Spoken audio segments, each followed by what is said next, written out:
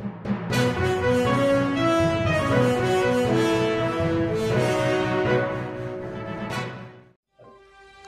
सोलापूर न्यूजमध्ये आपल्या सगळ्यांचं स्वागत. असं आहे की माणिकराव कोकाटे बोलले ते खरं आहे की सरकार भिकारी झालेलं आहे आणि भिकारी आणि कंगाल करण्याचं पाप गेल्या 3-4 वर्षामध्ये या राज्याला महायुतीचं आहे. पैशाची उधळपट्टी आणि तिजोरीची लूट आणि वाढवलेली टक्केवारी 20% टक्केवारी आत्ता राज्यामध्ये वाढलेली आहे. कुठलंही काम मंत्रालयापासून पैसे काढण्यापासून तर खालच्या प्रस्तरापर्यंत पैसे दिल्याशिवाय एकही माणसाचं काम होत नाही आणि अशामुळे इन्फ्रास्ट्रक्चरवर अधिक भर दिला, त्याच्यातून टक्केवारी मोठ्या प्रमाणात वसूल केली गेली आणि राज्य दिवाळखोरीमध्ये काढलं गेलं. 9,38,000 कोटीचं कर्ज आत्ता राज्यावर आहे आणि एवढा मोठा कर्ज उभं करत असताना सगळं काय काम राज्यामध्ये 88 लाख कोटी रुपये 88,000 कोटी हे केवळ PWDचे देणे आहे. अद्याप जुलै महिना संपत आला आहे, DPTCचे पैसे मिळाले नाही. 5 महिन्यापासून निराधार लोकांचे, संजय गांधी निराधार योजना असेल, श्रावणबाळ असेल, त्या बिचाऱ्या निराधार गरीब त्या लोकांचे पैसे देऊ शकले नाही. इरिगेशन विभागाचे पैसे नाहीत आणि दुसरीकडे अघोषित फ्लोअरवर एक सांगून सर्व इलेक्ट्रिकचे दर ते टॅरिफ इतकं वाढवून ठेवलं की सामान्य लोकांचं कंबरडं मोडेल.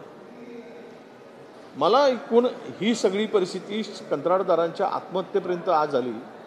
रोज राज्यामध्ये 7 शेतकरी आत्महत्या करतात. ही परिस्थिती राज्यातील आहे विविध कारणांनी. आणि आज जर हे सत्र सुरू झालं तर कंत्राटदार नावाला येशील ही परिस्थिती राज्य सरकार म्हणजे कंत्राटदारांची आहे. ज्या राज्यामध्ये 88,000 कोटीचं एका PWDचं जर देणं बाकी असेल आणि केंद्राचा वाटा मिळूनही राज्य सरकार आपला वाटा टाकत नसेल त्या पाणी पुरवठा योजनामध्ये, जलजीवन मिशन सुरू केलं, घर में हर एक को नल, नल में जल, काय नल में नलही नाही आणि जलही नाही, पैसेच नाही. हे सगळे खोटारडं आणि असं म्हणजे काय म्हणतो याला लाज शरम सगळे विकून खालेलं सरकार महाराष्ट्रात आलेलं आहे. आणि त्यामुळं आता शेतकऱ्यांनी आत्महत्या केल्यानंतर कंत्राटदारांच्या आत्महत्या सुरू, कंत्राटदारांची केलेल्या आत्महत्या एकीकडे आणि दुसरीकडे बॅगा भरलेले आहेत. हे सगळी जी गँग तयार झालेली आहे, चड्डी बनियान गँग, टावेल बनियान गँग, लुंगी बनियान गँग, हाफ चड्डी गँग, टावेल गँग, तर हे सगळ्या गँग महाराष्ट्राला लुटण्यासाठी या गँग तयार झाल्या आहेत.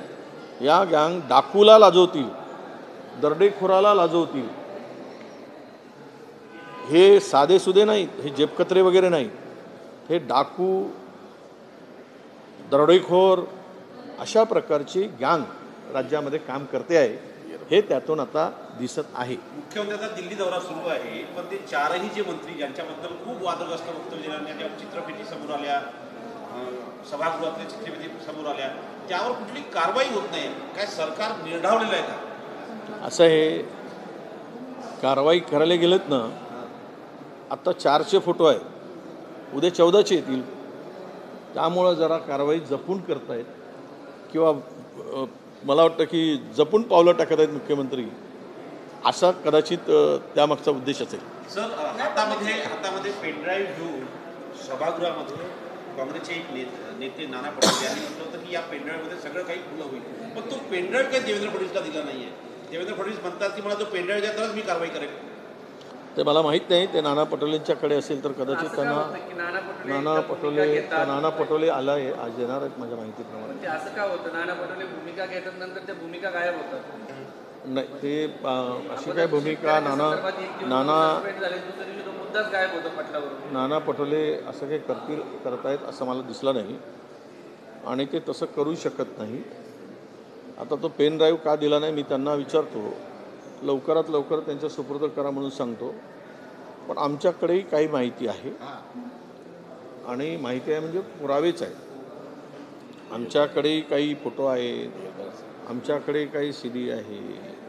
आता काय काय चाललं आहे, थोडी तरी लाज नाही, काही नाही, तर सगळी विकूनच खाली असेल.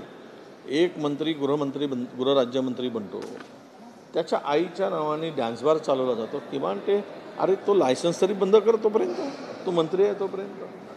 25-25 बारबाला नाचवल्या जातात आणि त्यांच्या बारवर जर धाड पडत असेल तर हे इंटरनल अंतर्गत म्हणजे मला वाटतं की हातात तलवारी न घेता सुरू असलेल्या राज्यात युद्ध आहे आणि अनेकांच्या मनात आता राग आहे, घटक पक्षांच्या, सोबतीच्या पक्षाच्या. ते बोलून दाखवतात खाजगीरित्या, तुझ्याही मनात आग, माझ्याही मनात आग. आता असं नको हो की चल रे आता सख्या बंदूक धरू लाग. ही पाळी राज्यावर येऊ नये, अशी परिस्थिती येऊ नये म्हणून ईश्वराला प्रार्थना. माझं सोलापूर न्यूज या यूट्यूब चॅनलला सबस्क्राईब करा आणि बेल आयकॉन प्रेस करायला विसरू नका.